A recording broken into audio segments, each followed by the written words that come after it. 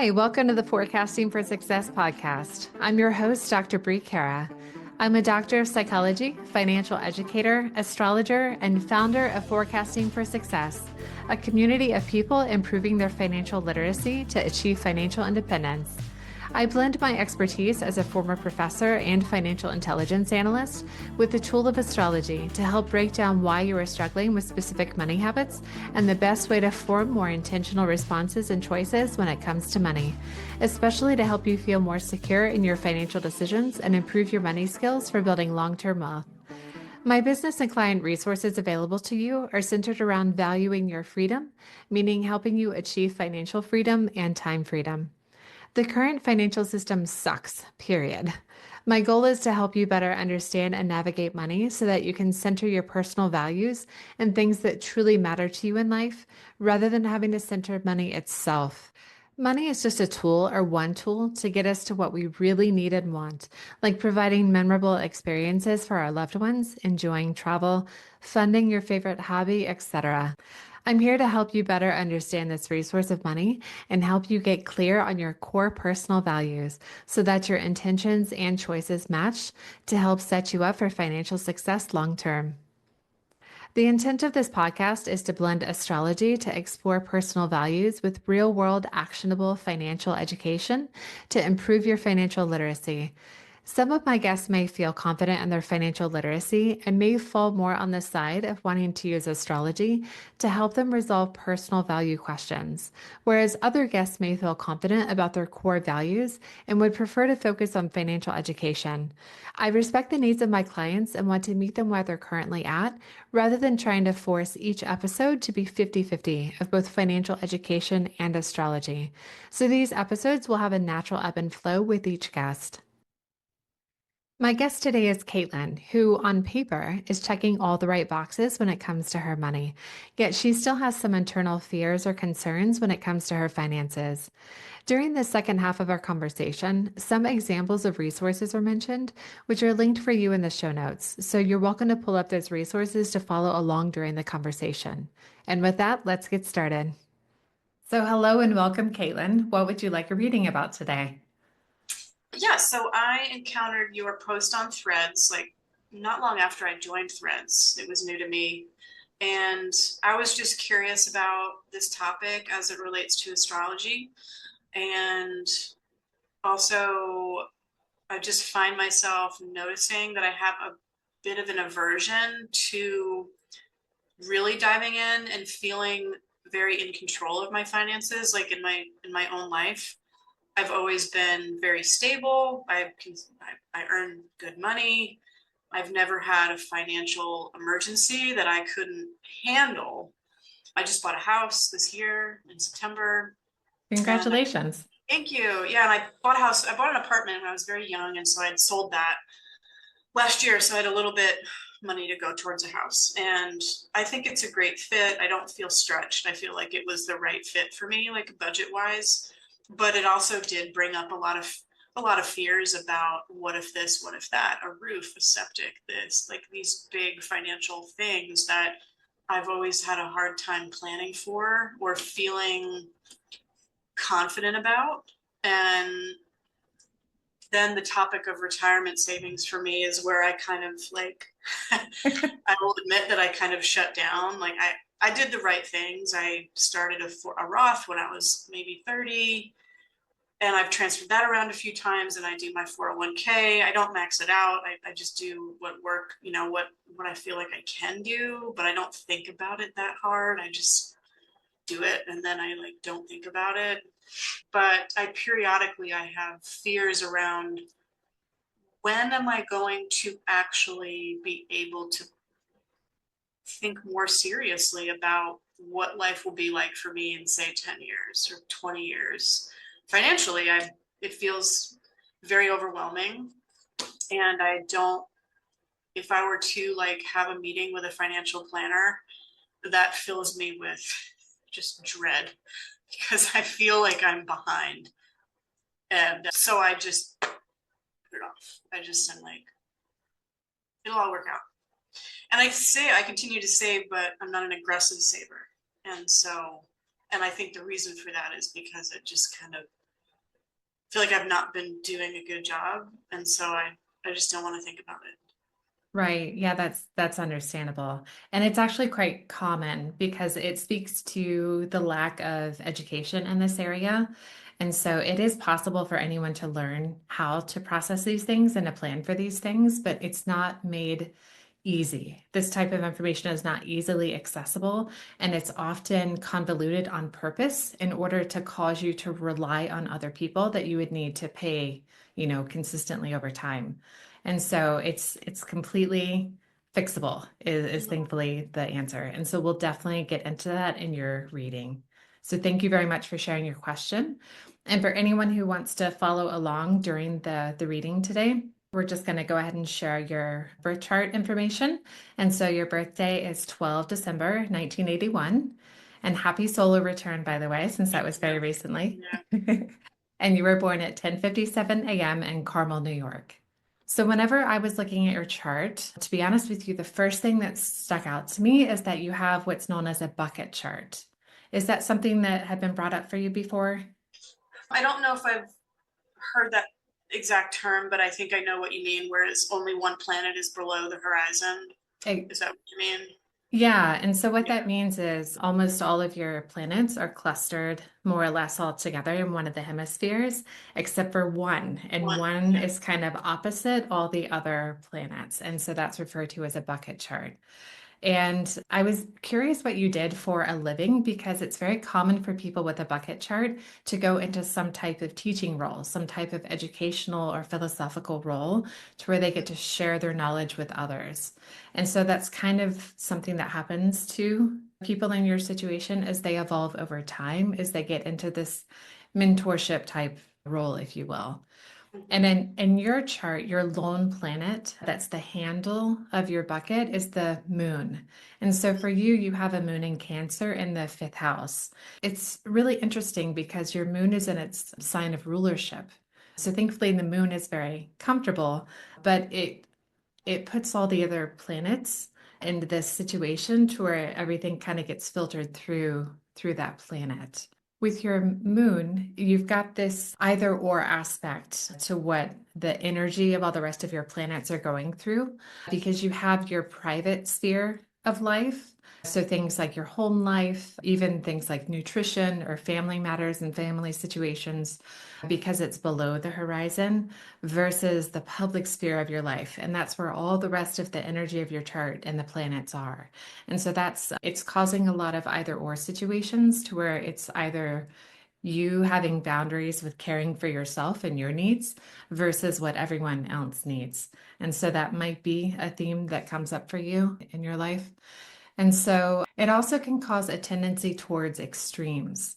So it might be, let's see, how can I explain this? Because all the other planets, all your other life themes are being challenged through, in this instance, your moon. It's being challenged through the handle of this chart. And so it might be very common for you to try to avoid conflict because it's more comfortable to not have conflict because that's not a good feeling. That's not something that would feel good emotionally or in your body. And so it makes sense why if something is challenging, if a topic is challenging, your first instinct, it might kick in for you to see how you can avoid something or push it off rather than just hit something head on and say, let's take on this challenge, is because that's not a natural tendency. It would need to be something that you have a moment to sit with Mhm. in order to come up to think through, honestly, to process it and to come up with a plan in order for you to know what to do. Because your first, the instinct is to say, whoa, hang on, I need a second. Mhm. Here's my big note. Yeah, I wrote, this is really interesting to have your moon as the focal planet when discussing your personal values and resources, since it points to needing things like money to activate a positive emotional state and to feel good in your body. Otherwise, you'll lack a connection and not pursue the matter any further. So it makes sense how it will likely be difficult for you to think through second and third order effects without you having this holistic connection to the topic. So what you were saying earlier, it does make sense with what I'm seeing on first glance with your chart that you've had these moments of just wanting to stick your head in the sand and not deal with this topic, because when it comes to things like finance, it's not something that's innate to being human. It's just the current system that we have to deal with. And obviously capitalism and money and all these money topics, it's not something that has a positive emotional aspect to it. Is any of that something that you've come across before? Like, does that aspect of your chart resonate for you? Or do you see it I've in a different way? never, well, I've never had it described that way, and certainly not as it relates to resources. I'm trying to think. Yeah, I would say actually no. Like in different, readings and charts and stuff that I've looked at with people, I don't think it's ever been spelled out for me like that. And Okay, that, great. yeah. Okay, great. That's interesting because it gives us a new way to approach the problem and a new way to try to understand the topic in order to deal with it in a way that's best for you personally. I guess you're after just looking at the whole chart itself, I usually drill down next into the second house. And the reason why I go to the second house next whenever discussing topics like money is because the second house represents our personal finances and our personal possessions. And so this house often shows us how we create solid foundations and stability in our lives. It shows us what we value and our attitudes towards the material world. And it also points to things like our self-esteem, self-worth, or self-value. And that's why it's an important aspect of understanding how we approach things like money, since it is a value-based system. Mhm. And your second house is ruled by Aries. There's no planets in the second house, but obviously we can understand the flavor that Aries gives to this house. And then afterwards, we can look at Mars, since the ruling planet of Aries is Mars. So whenever someone's second house is ruled by Aries, usually this means that you value directness and knowing both what you want and how to get it. So you likely may have an eagerness to obtain money or to obtain resources, but you also might have a tendency to go through your resources quickly.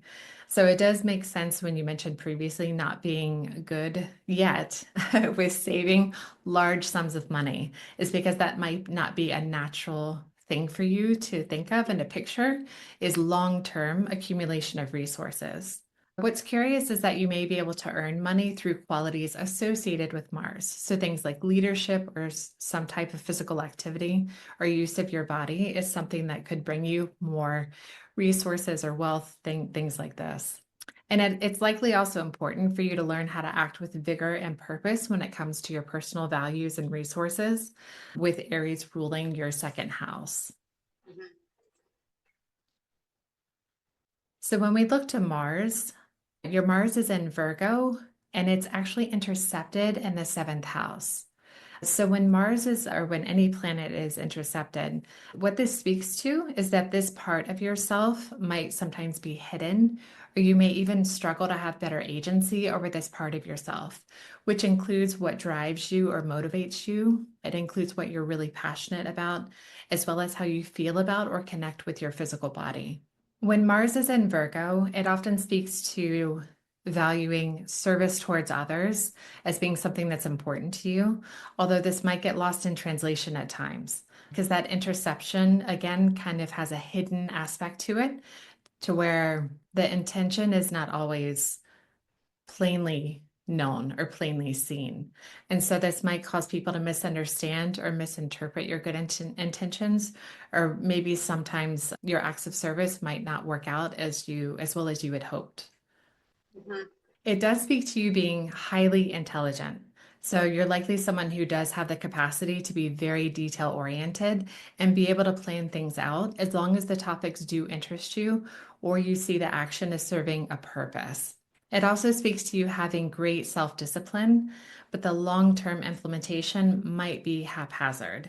Have you seen this come up before with you, those qualities, either in general or when it comes to your financial long-term planning? Trying to think. When I started that first Roth IRA, I felt like, and I think I was 29, 30. I had a goal to do it when I was 30. Nice. And at the time, I remember that felt so old. At the time, I thought, and I had bought a cheap apartment pretty young. And I think I had this feeling like probably that Aries sort of like arrogance where I was like, I am just so far ahead of everything. Like, I'm going to do this now. And like, I'm just like totally crushing this, like adulthood.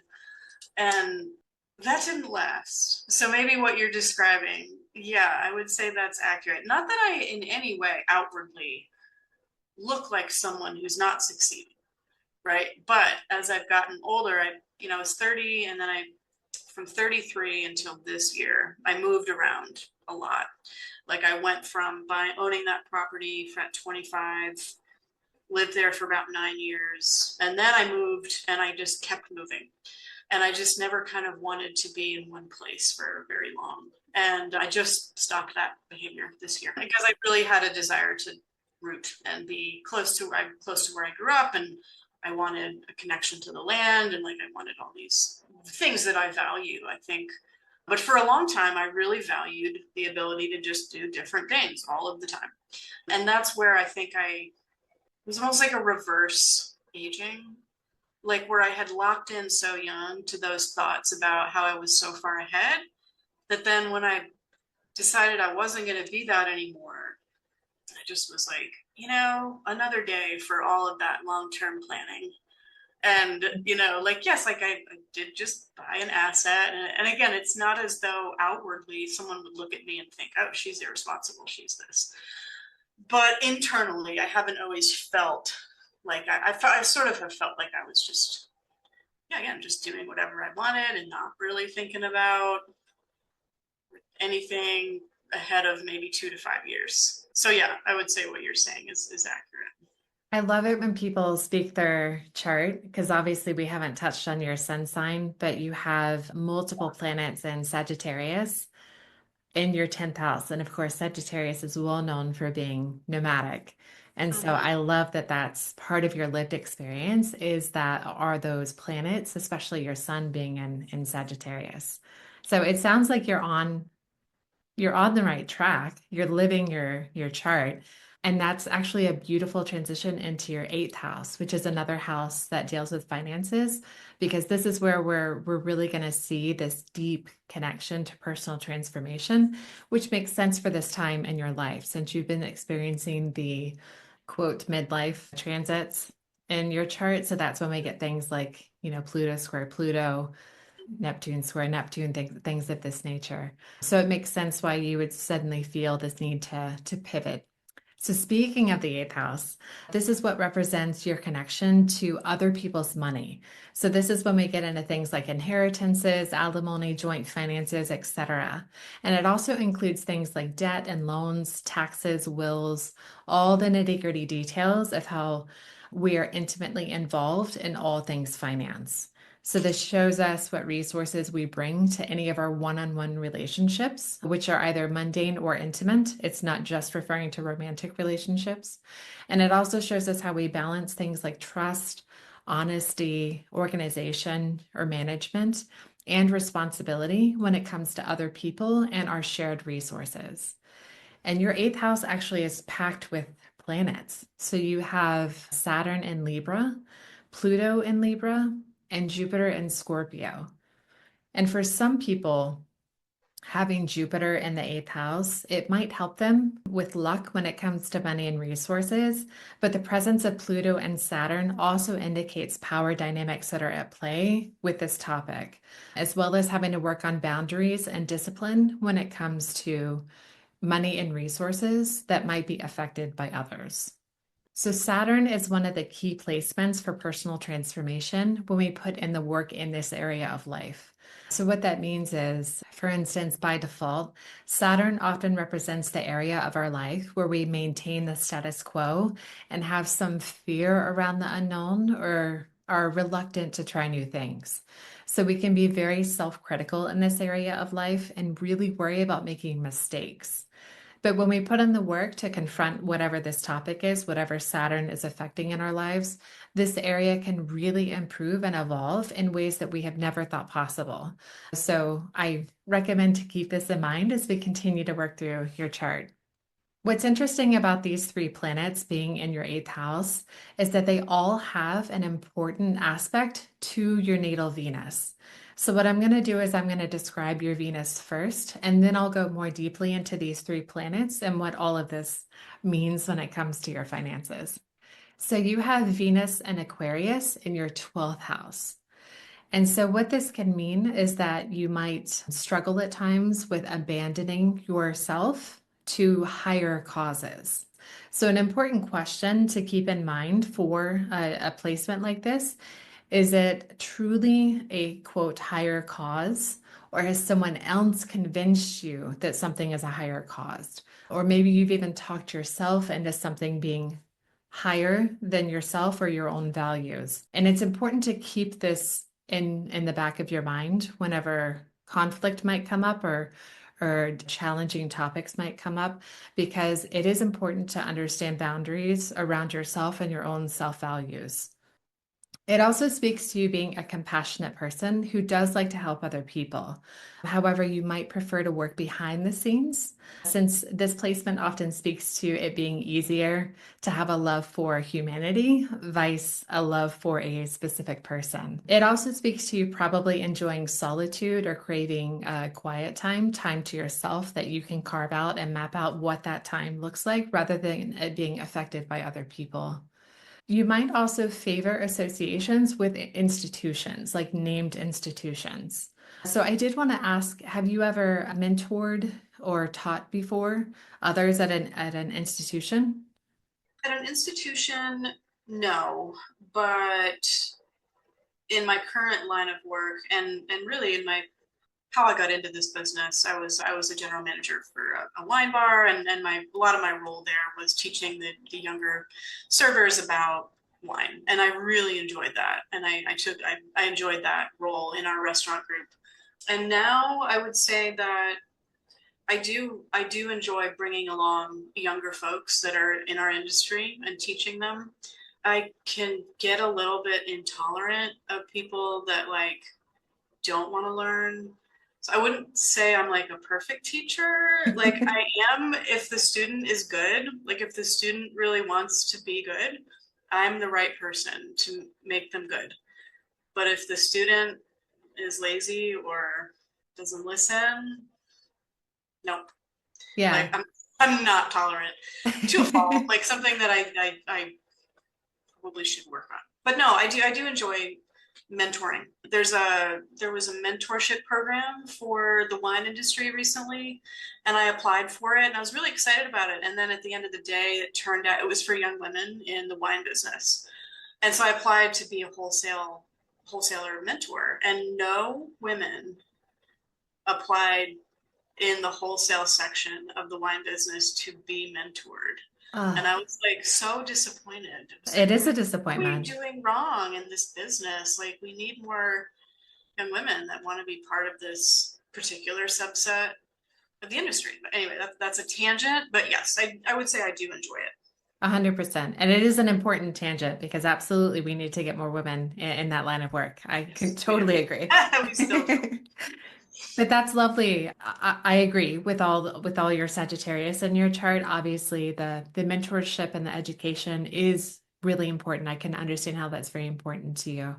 So that's great. I continue to see that theme in your chart of being a mentor, of being an educator. So I think that's fantastic that you do have that capacity to share with others, 100%. Also, with this placement of Venus in Aquarius in the 12th house, I also see things like meditation or places that have a meditation like feel to them as something that can feed your soul. It's a way for you to recover when you need those times of recovery. Also, there's several placements I see in your chart to where it shows that you're highly intuitive or that you're able to have your emotional intelligence guide your behaviors. But I can understand how intuition doesn't equate to financial topics or money topics, since money was not created to be spiritual or universal. So I completely understand how you can have moments to where your intuition and your emotional intelligence guide you, and they guide you very well. But again, that's not equal to money. So I can see how that might be a disconnect. Mhm. So the first aspect I'm going to describe to you is how your Venus is square your Jupiter. So we have Venus in Aquarius at 2 degrees and 28 minutes in your 12th house. And then you have Jupiter in Scorpio at 2 degrees 56 minutes in your 8th house. And the thing about Jupiter is that a lot of people by default just say that it's lucky. It's not actually lucky by default. What Jupiter really does is expand. And so this Venus square your Jupiter can actually be a challenging aspect if it expands any tendencies that overestimate or overextend your resources. So it makes sense why you would feel overwhelmed when assessing your long-term resources, since when you begin to analyze your money, Jupiter is magnifying the feelings that come up. And so you feel things very deeply with this Scorpio Jupiter, in addition to your moon in Cancer. Mhm. Since this is a square, it does speak to it being a challenging aspect. So there might be moments that bring out these self-indulgent tendencies in you when you have moments of having less self-control. So that is something to keep in mind when it comes to your personal finances, if you're recognizing that those moments do exist for you. So, for instance, it can be more challenging to have restraint at the proper times. So, it's important to work on balancing when it's important to let things go and when it's a good time to practice restraint. And I understand that can be confusing when it comes to finances, since most situations usually are it depends. Mhm. I guess to expand on that, if you have a financial question, if you're trying to understand something more deeply, it can be very challenging if you're trying to find a resource to find something helpful that speaks to your personal situation and you're unable to find a connection. If you're unable to find useful financial advice that applies to your specific personal situation. So it makes sense why the words would not be applying to your personal situation, or the feeling of the message of it trying to be conveyed. It's just not connecting with you mentally. And it makes sense why you would get frustrated and just say, forget it. Yeah. This Venus square Jupiter can also cause you to have moments where you're doing very well financially, and then have a moment where a lot of money is suddenly spent. And so this aspect can have an impulsive energy to it that might come up sometimes in your life that also causes you to not feel like you can accumulate large sums of money over time. So the next one that I'll move to is your Venus square your Pluto.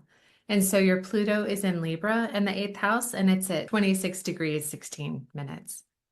And so, what this aspect does for us, it can cause us to be more likely to pick at things. It can make it hard for you to leave things alone. So, it's important to learn to pick your battles wisely and learn to be honest with yourself when it comes to your emotional state about whether something truly needs to be confronted, or if you should just let it go. It's more of a balancing act of that, learning when to let things go versus when it's appropriate to challenge whatever the event is. It can also cause us to be more likely to have power struggles with ourselves and with others. So it's important to learn how you feel in the moment is not the only way to think or feel, as well as how to regulate yourself when you feel like your survival mode has been activated by an event. So again, that's another important balancing aspect of this square, these two planets being squared. It also might cause moments that trigger impulsivity. And with Jupiter being conjunct with your Pluto in that house, it might expand on those tendencies and feelings sometimes. So there's one more aspect that I wanted to go over with it when it comes to your natal chart before we get into the more mundane of all the financial action to do items. So one thing that I did want to highlight about your chart is a current transit that's happening right now. So your natal Venus is currently conjunct Pluto, and Pluto is the transiting planet. So at the moment, Pluto is in the sign of Aquarius at 0 degrees and 39 minutes, which means that Pluto is in your 12th house. And so what this means whenever these two planets are conjunct is it really causes personal values to change and evolve. And so it can intensify these Venusian themes in our lives, like setting new boundaries, balancing alone time versus time with others, and of course, your personal finances and how you view money as both a tool and a resource in your life. So you're more likely during this time to have a higher appreciation of liquid assets and quality items, or even bougier things, if you will. And again, that's a personal definition of bougie. Mhm. So it's important to highlight that you're more likely to gain an appreciation of what money can help you achieve rather than just becoming more materialistic or capitalistic. So it's not about capitalism or materialism directly, but becoming more deeply aware of and actionable about the freedoms that having better control and agency over your money can create. And it can create this domino effect in your life to cause things to be more in line with your values. So, for instance, you would more highly value time freedom, travel, new hobbies, having your home better reflect who you are, things like this. It's much more common to have those align during this transit. So it completely makes sense why this could be an important time of reevaluating your personal power with the what new path you would like to take next. That definitely fits as far as like, so I started looking for a house in the spring. And I was really gung ho. I was like, doing this, like I made up my mind. And then there was this period of time in the summer where I got so overwhelmed, like what you're describing. And I was like, I don't even think I want to do this at all. Like, what if I want to leave in 2 years? All this stuff like spinning around. It just felt too expensive and too hard and too this and too that. And then I kind of came down from that. And then I ended up finding the house, which really that Jupiter luck. I mean, I won't go into it, but the circumstances around finding this house were like, you can't get luckier than I got, literally. Aw. But at the time, I was like, after I sort of got through that moment of like, I'm not doing this at all, I'm not doing it. I thought, no, like this is what I want. Like I want to shift my views, my interaction with money. Like I don't want to just like spend it. I want to invest. I want to think more towards the future. And it is a big mind shift as far as like the actual money in my bank accounts. I'm not thinking of it as like it's there to spend. I'm basically thinking of it as like, how much can I put aside, right? For a rainy day, a lawnmower, whatever it is that I need. And like, so that change was something that I really was ready for when I bought the house, and I'm excited about. And also what you're describing as far as like wanting my environment to reflect me, that was really what I wanted. Like I wanted a piece of dirt where I can have a garden, maybe some chickens. I wanted the place I lived to be where I felt at home and most connected. And, by the grace of my ancestors, really, I was able to get this house. So Oh, congratulations. I'm so happy for yeah, you. That's yeah, it's pretty fantastic. awesome. Yeah. That's wonderful. I can feel how strongly it's like you're getting your physical world in order. And I can feel that you want to get your other less tangible world in order as well. That way it reflects more of a holistic well-being and you know you have a solid foundation in multiple areas of your life. I feel like for you it's definitely the right time for you to have peace of mind, Yeah, peace in yeah, your soul yeah. to make sure everything's above board and you're good to go. And also like a Plutonian theme. I mean, I don't have a crystal ball. I don't know how long I'll own this house, but I do know that, in this next phase of my life, in my late 40s, early, whatever you want to call it, like I will experience loss. My parents will probably die. I have other older family members in this area. They will pass away. It's like I saw that and I knew that I wanted my foundation, like you're saying, to be like solid. I wanted to be like held so that I could navigate that phase of life, because like, and it's a little morbid and a little Plutonian, but I just felt like that was what I wanted to be ready for. 100%. It makes sense because you're right. It's not an easy topic, but it is a natural part of life. It is a topic that does need to be confronted at some point because unfortunately, when it comes to those type of things, if we don't try to have some type of plan in place, life will decide it for us, and that might be a lot less pleasant. Yeah, but it makes sense with the planets that you have in the eighth house that you would be a bit more comfortable than most people, approaching this topic and getting ready for it. Have you ever had any type of information presented to you that explains the differences between saving versus investing, that explains why the investment is important vice saving when it comes to long-term finances? I think so. Not in those way, not in that way. Okay. I am going to send you a resource just so that you can have a visual if you would like to just see what I'm looking at. And so what this is that this is a quick snippet that explains the importance of investing vice savings. So of course, when it comes to savings, it is important to have an emergency fund, a sinking fund, things of this nature, so that we can take care of our day-to-day expenses or things that obviously are unexpected. But when it comes to long-term financial planning, the reason why we have to invest is because it's not possible to save enough in time for retirement, whenever that may come.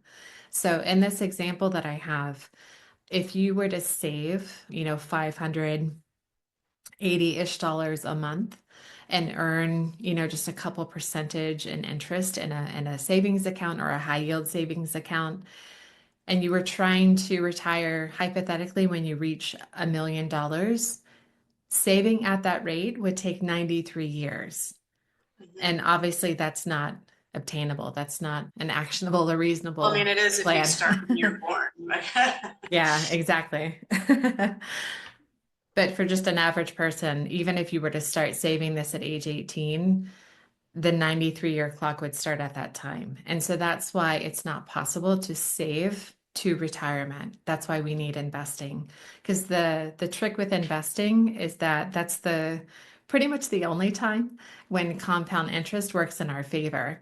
Normally, compound interest is something that we try to avoid. So, for instance, that's why it's recommended to pay off your credit cards, is because you're trying to avoid that compound interest because it eats up, your credit rate very quickly if you just let money sit on your credit. However, if we were to take the same example of hypothetically, if you need $1 million to retire and you invest that same 580-ish dollars a month, and on average, the stock market over time earns 10% in interest. If you invest at that same rate, it only takes 29 years to reach $1 million. And so the trick with investing for long-term wealth building is that the sooner you get started, the sooner that compound interest starts working in your favor. Does that make sense, or do you have any questions Yeah, about that? no, I like that. I think that's probably as a Virgo Mars, I really like things that are just crystal clear. Like don't use a lot of words, right? Like just so I like that. Just like very clear. And I Perfect. know I don't think I've ever read it in that exact way. And I have read, I've read stuff like about money, but it usually ends with just like later for that. Exactly. Yeah. Later for that. Either someone makes it sound like you can just, take care of it eventually, or usually there's a pitch that comes after that, like give me your money and then I'll figure it out for you. Right. Yeah. Yeah, the tricky part about that is that a lot of times if you give over your money to someone else to do the investing on your behalf, the fee that's involved eats up a lot of your investments. So even if it's very low, even if someone's like, oh, I only charge, 1% or 2% in fees, over 30-ish years of allowing someone else to manage your retirement or your investment account, it can eat up easily, $500,000 or more.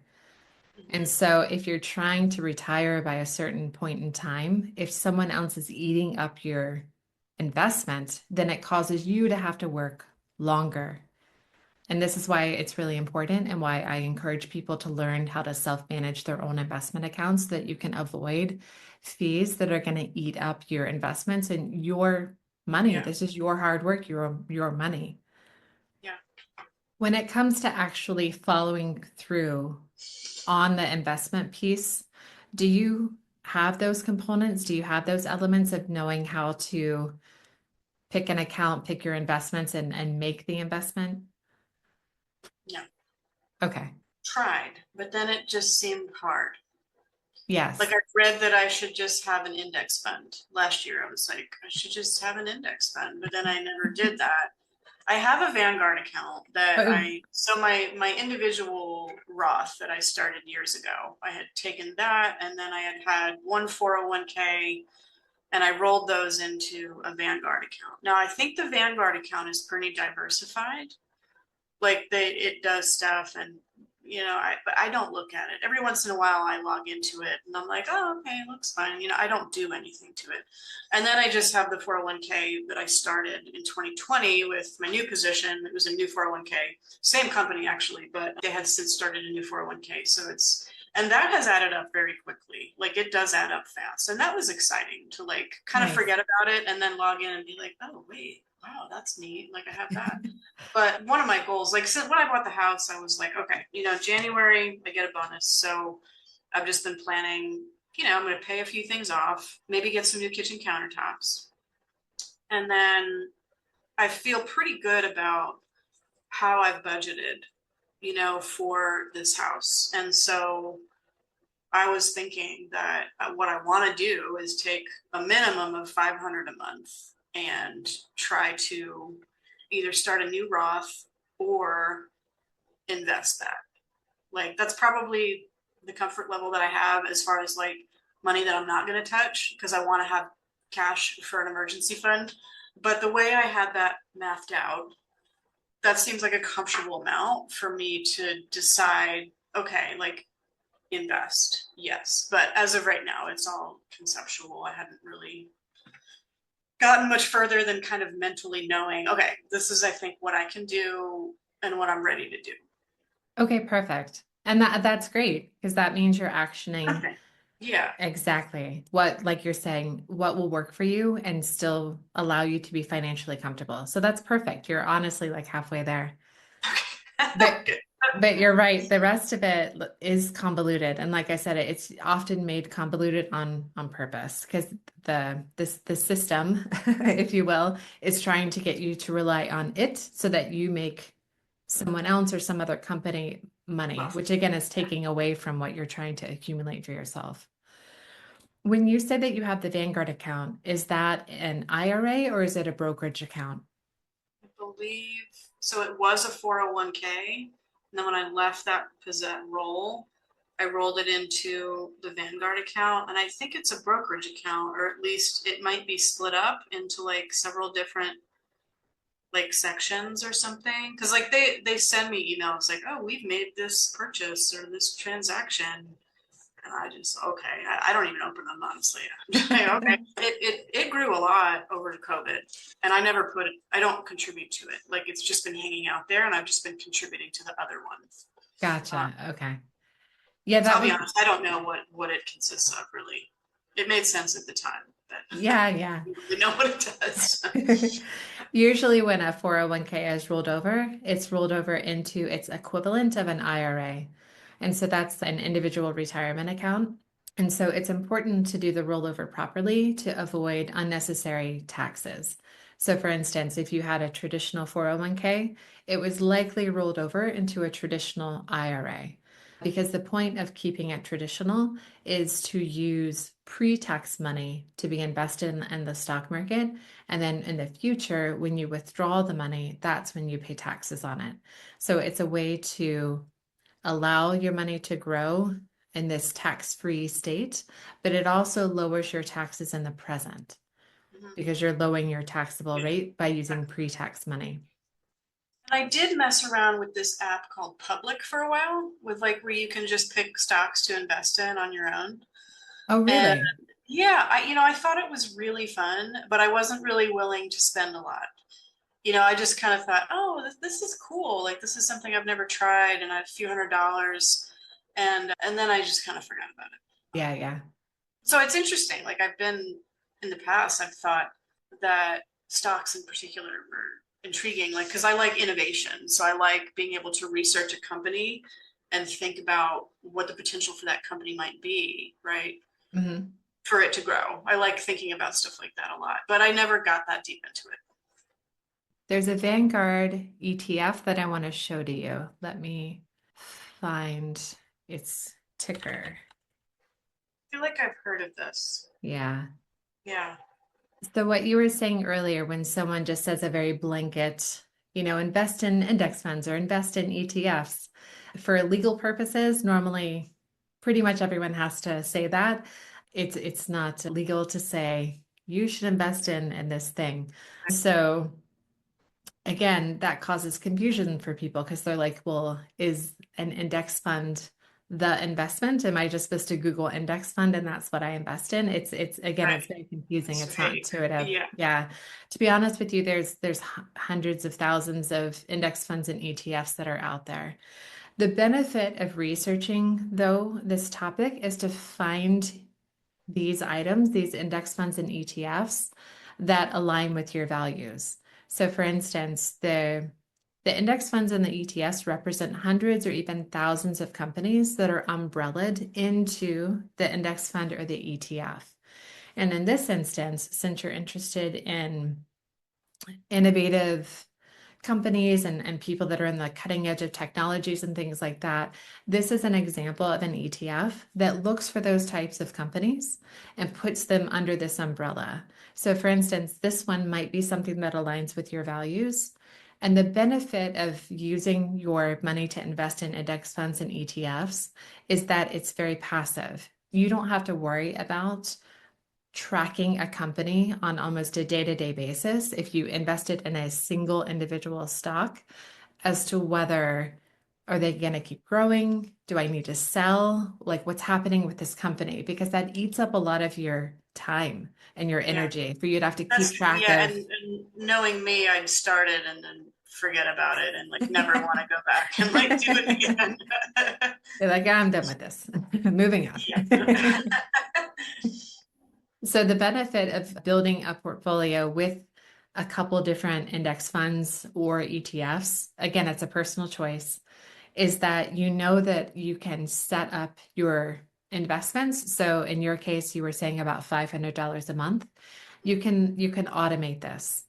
So what Yeah, you do is I like that. you pick your index funds, your ETFs, and you honestly only need a couple. It's not like you have to pick hundreds of these. You can honestly just get started with two if you wanted to, and you can break it up in a ratio of whatever you find appropriate. So you could do 50-50, 70-30. It's however you want your money to be broken up into your investments.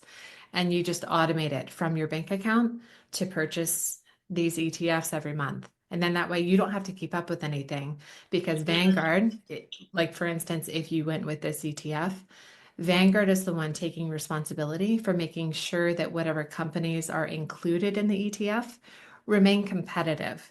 So if for some reason one of the companies in this ETF was not doing well, they remove it from the ETF and they replace it with a different company that is doing well. That way it ensures that your money continues to grow over time. And if there's any type of sudden drop or concern with the market, it helps mitigate some of the risk Okay. without you having to actively do anything. I like that because I think I took a quiz years ago that was like, what kind of investor are you? Are you low risk, high risk? And I always felt like I was like firmly like in the middle. Like Mhm. I was like, I don't, and I think it was also like an evaluation of like the way men versus women invest, which always has interested me too. Yeah, I felt like I was in the middle. Like I was like, high risk is intriguing to me, but only to a point. Like I'm not gonna get all because I don't have the kind of cash flow to start making high risk decisions. Mhm. But at the same time, I'm like, well, that's kind of how it works, you know. Like I think an occasional risk is something that I've taken in my life, and I would be willing to maybe consider in like money. Right. You know, I've moved across the country with no job like 3 times in my life. You know, just like, and it's all worked out. So I'm like, yeah, I do have like a bit of a risk taker Yeah. in me, but I've always just had that confidence that I know I'm going to land on my feet professionally. Whereas, like, I don't think that's always, again, the financial part of it has always overwhelmed me. And so I'm like, I just don't do it. Right, exactly. It's just been your intuition. Like, Yeah. oh. I don't know Yeah, how. I whatever. don't know the literalness, Yeah. but it'll work itself out. Uh-huh. Uh-huh. Just for your awareness, right at the very top of this page on the Vanguard site, just to the right, it says the words expense ratio in blue. It's got a 0.04%. I always recommend to people whenever you're researching which index funds or ETFs you want to invest in, keep that as low as possible. So Okay. I always recommend to look for the ones that are 0.04 or 0.03. I also recommend that people try not to ever go higher than zero point 0.1 because again, the higher that number, the more it's going to eat into your investments. And there are plenty of options out there to where, especially from Vanguard, for you to keep that expense ratio as low as possible. There's tons and tons of information on this website. So Yeah. if I'll you're check ever it out. interested in which companies are included, they do a literal list of them, et cetera. So this is a great resource for you Yeah, it's to great. find out what matches your values of investments. Since you do have that Vanguard account and you believe one of them is a brokerage account, do you know how to do the transition of making sure that your brokerage account is set up for these automatic monthly investments? No. Okay. Thankfully, Vanguard is one of the best companies out there. And so usually free advice is included with your account. And so Yeah. you I can think they've always, offered that to me a few times. yeah, Yeah. yeah, just double checking that it's free. Mhm. Yeah, Not I'm one of pretty sure those. I've seen that on there before. Yeah, it usually with Vanguard they're quite trustworthy. So usually it is. The I guess the simplest way that I can explain it is just to verify that it is a true brokerage account, that you're not accidentally investing in an IRA, for instance. Because the IRAs have legal limits, annual limits. And so you don't want to accidentally be investing in the wrong, pot of money. So just verify that it's your brokerage account and then you verify which investments you have in there. So, for instance, it should be very easy for you to click on your brokerage account and then see what's listed. And again, you quite literally just need two, maybe three of these ETFs in there. You really don't have to make this complicated and have like 10 Yeah. things. It's honestly not necessary. And then there should be an option, a button on this same page that says fund or purchase, some type of button like that. And when you click on it, it'll ask you how much and how often. And so in your instance, what you can do is say $500 from my bank account and automate it on the day of your choosing. Okay. Normally you can tell it, either the first of the month or the 15th or however it is that you want to set it up. And then it'll say, automated purchases accepted. And then that's it. Okay. Sounds easy. It thankfully is. Okay. But getting to this point of understanding that is not very It's accessible online. lengthy. Yeah. Yeah, it's frustrating. My next question for you is if you've been able to come up with a number. Do you have a number? Do you have an idea of what your retirement number is?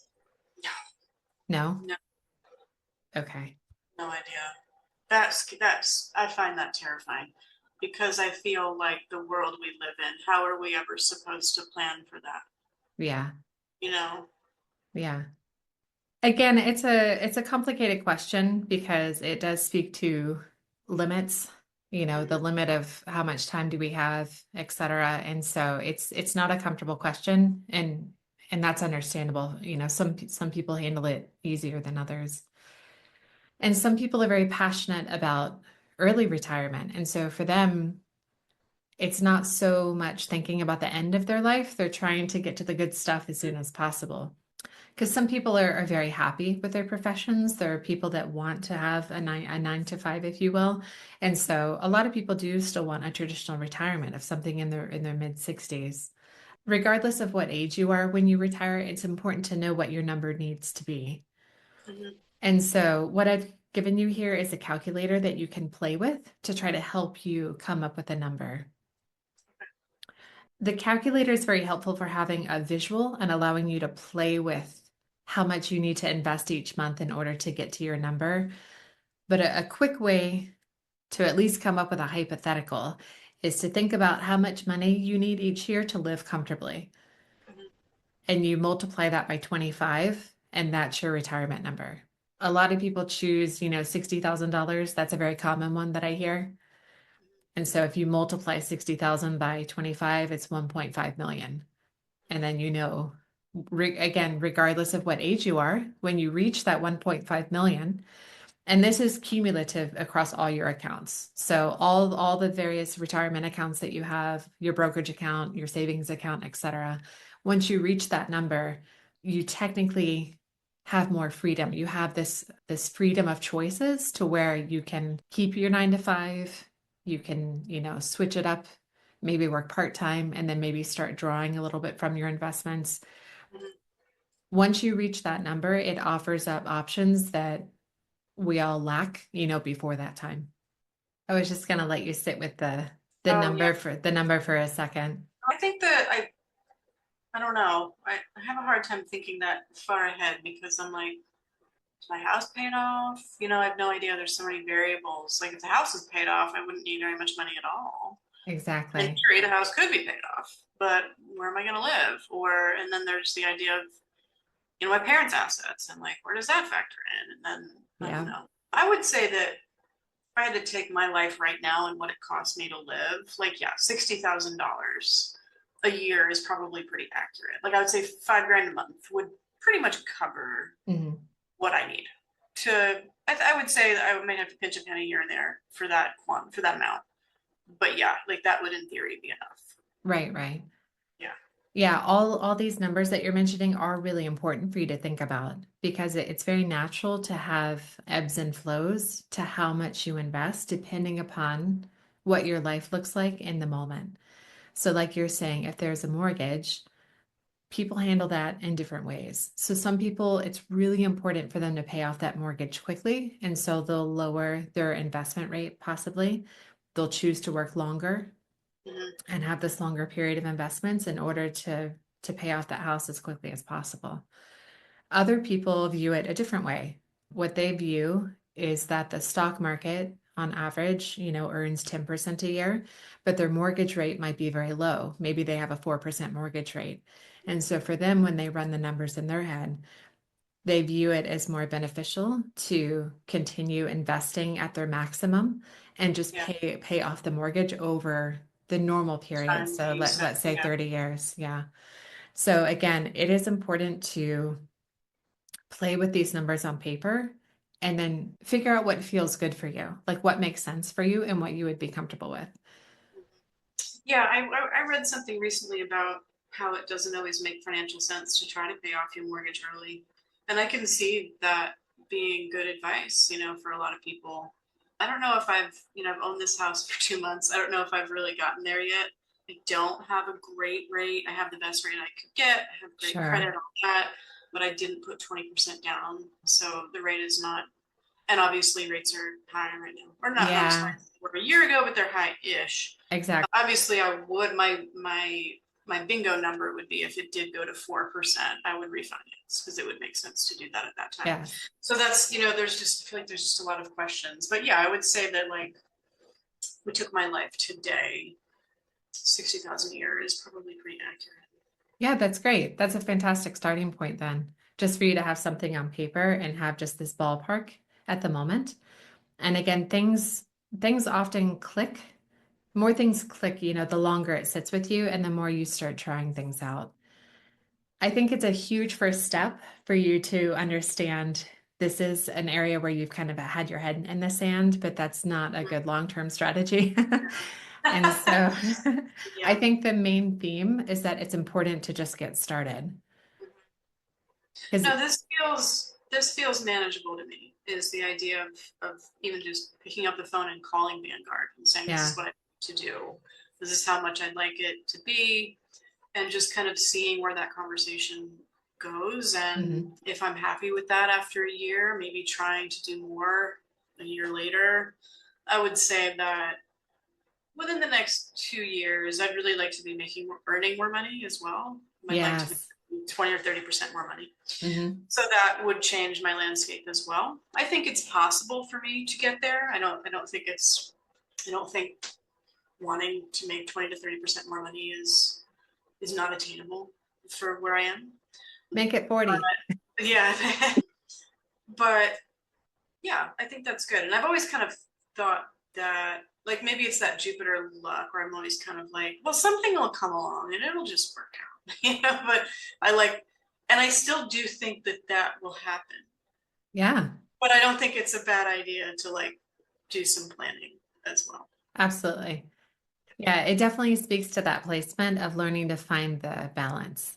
Mm-hmm. Because it's fantastic. Like I'm so happy that Jupiter works for you in that way. That's amazing that you have Yeah. this intuitive thing, things will fall into place. But you're right. It's also nice to have a balance of understanding more of the mundane details of how things are going to work out. Yeah. Would you say that in my chart that maybe just because of those Venus aspects, would you say that this Pluto transit that I'm experiencing now and will be going back and forth for like the next 3 years, would you say that that leans more towards like the resource side of Venus or the interpersonal side of Venus? That's a really good Any question. thoughts? Yeah. I keep leaning more towards resources for you Mm-hmm, because of its attachments to the eighth house. mm-hmm, So not only is it asking you to realign your values from the eighth house, but this is also opposite your second house. mm-hmm. So it's got this trifecta of you having interpersonal changes to your own life and your own values. And so that comes up for you in your mundane ways, again, with your house and your possessions and your tangible money, but also how this is reflected in the world and your connections to others when it comes to your resources and how you have evolved as a person in this area of your life. So whenever I think about and I look at your chart, that's what I'm sensing from the transit. Yeah. Because you'll read terrible things about Venus Pluto conjunction by transit. Like well, astrology in general, it's like you start Googling and like all you'll do is live in fear of like what's gonna happen. And I don't do that. But the Venus conjunct Pluto I've been thinking about it for years, really since I started learning more about Pluto, since I went through the Pluto square for the last Yeah. years. And I was like, oh God, this Venus Pluto, and like you read crazy things about people's experiences, but it does feel more like leading into this transit, which only really, I mean, it's been close and it happened a little bit earlier or maybe a year ago, but now it's really happening. Yeah. But just looking at the theme of this year, I would say that tracks because, like, yes, I have been thinking and positioning my life more towards the values and the resources. And so, yeah, I think I would agree with you. Yeah, because it's more of a balancing act between the heavy intuition and the gifts that you possess, and then having that show up in a sustainable and foundational way in the mundane world. Mm-hmm.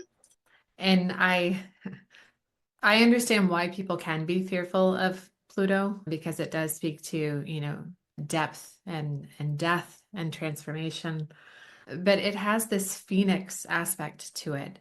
So, yes, some things might be removed from our lives, but there's a purpose to that because something better is going to come along. And so, whenever it touches these, interpersonal planets like Venus, I understand how that can be scary because you're not quite sure what's going to be transformed. You're not quite sure what might disappear in order to make room for something new.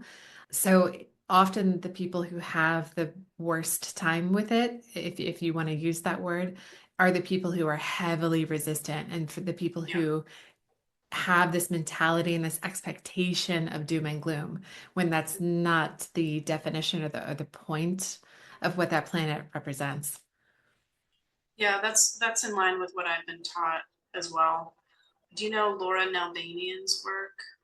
Ooh, I don't think so. She's one of the founders of NORWAC, and I did her class. Or no, this was 2 years ago actually, but she did a class about Pluto, and she said that you always get a gift at the end, Oh, and that's kind of if, well, not always maybe, but like if you've done the work, if you've hmm. been prepared and you've really tuned in to what Pluto's wanting you to do, then you get a gift at the end of that transit. That's lovely. I really like Yeah. that. You should check Absolutely. her out. She's the one of the founders of the Northwest Astrological Conference, and Pluto is one of her big things is Pluto. Oh, that's fantastic. I will. Thank you. I think those are all of my notes that I came up with for you. But are there any other questions that you have or anything else I can clarify for you? No, I don't think so.